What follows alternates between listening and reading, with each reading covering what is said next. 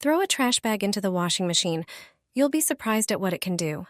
A simple plastic bag will make your clothes come out cleaner. How is that possible?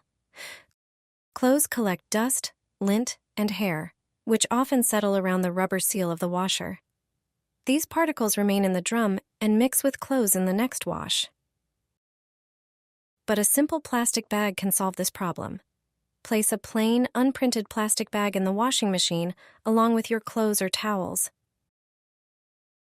Add detergent, a laundry pod, and fabric softener as usual. Set the wash cycle to a temperature no higher than 40 degrees and start the machine. What happens next? You'll notice more foam than usual because the plastic bag enhances detergent foaming. Additionally, during the wash cycle, the bag will attract dirt, hair, and lint from your clothes. Once the wash is done, open the machine, take out your laundry, and remove the plastic bag.